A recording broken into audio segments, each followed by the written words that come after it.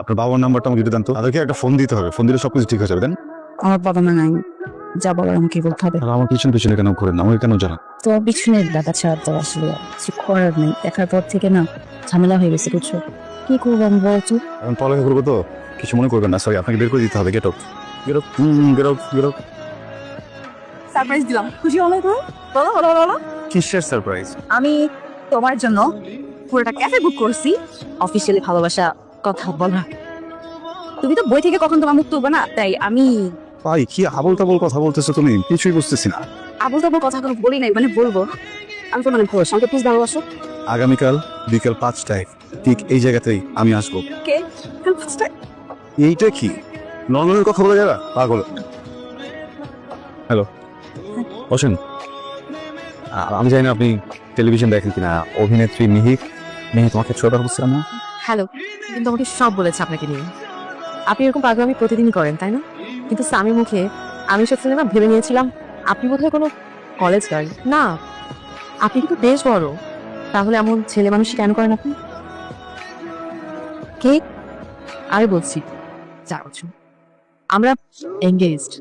আমাকে সবাই চেনে তো, তাই চাচ্ছিলাম যে এই সম্পর্কটা হাই থাকবে। এক্সকিউজ মি, আপনি এখন কোথায় যাবেন? প্লিজ বসুন না, আপনি কিছু বলুন। Congratulation. You are to phone. তো সুন্দর একটা মনের মানুষ তুমি হারিয়ে ফেলতে যাচ্ছ।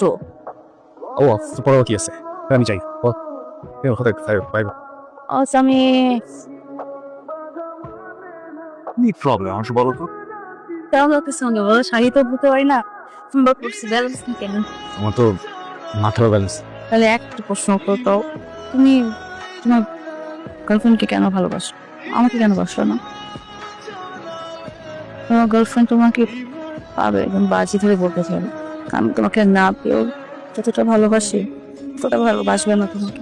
চলে যাবো, আসলেই চলে যাবো, তোমার সামনে আর আসবো না। তোমাকে না দেখলে না আমার ঠিক খারাপ লাগে না, দম বন্ধ হয়ে আসে।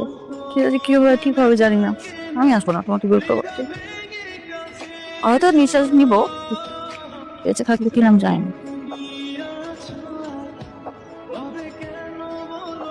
আপনি কি জানেন যে আপনার এই জব হবার পেছনে একটা স্ট্রং সুপারিশ ছিল? আমি স্যার সব সুপারিশ পছন্দ করি না, আমি মেধায় বিশ্বাসী। সোয়াকে চেনেন? আমি খুব অবাক হচ্ছি, এরকম একটা সাইকোমেকে আপনি কিভাবে চেনেন স্যার? আমার মেয়েকে আমি চিনবো না। চমৎকার পার্সোনালিটি। অ্যাকচুয়ালি আমরা এখন একটা আনঅফিসিয়াল মিটিং এর মধ্যে আছি। হ্যাঁ, আই ডিডন্ট নো ও আপনার, সরি উনি আপনার নেই। একজন বাবা হিসেবে আজকে আমার সত্যি গর্ব হচ্ছে যে আমার মেয়ে সত্যি একটা যোগ্য ছেলে নির্বাচন করেছে। কোনো কিছু তার পছন্দ হলে সেটা আদায় না হওয়া পর্যন্ত সে ছাড়বে। আর এখানে সে তো তোমাকে ভালোবাসে। আমি তোমাকে কোনো রকম প্রেশার দিতে চাচ্ছি না। ভয় হয়, অনেক জেদি মেয়ে তো। ছোটবেলায় একবার একটা খেলনা আনতে দেরি করেছিলাম বলে ছোঁয়ার ভয়ে আগুন লাগিয়ে দিয়েছে। ছোঁয়াকে দেখে স্পষ্ট বোঝা যাচ্ছে ও ঠিক নেই।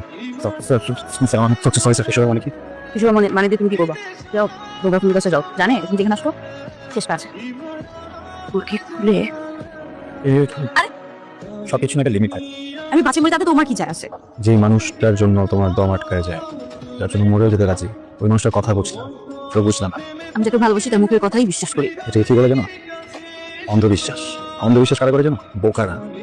কথা বলতে তোমাকে ভালোবাসছি, যাও রোগাফুলের কাছে যাও। ওখানে আসছে, মানে অভ্যাস হয়ে গেছে একটা মানুষের পাগলামির। ওই মেয়েটা পাগল। আমাকে বলে লাভ কি? তোমার গার্লফ্রেন্ডকে বলো পাগলামি করতে। তোমার গার্লফ্রেন্ড অভিনয় কর, পারফর্ম। সরি, আমি তোমাকে অনেক জ্বালাইছি, তার চাইতে অনেক বড় ক্রাইম তুমি করছো। সেটা পানিশমেন্ট কি হওয়া উচিত সেটা তুমি ঠিক করো। ডিসাইড করে শেষ।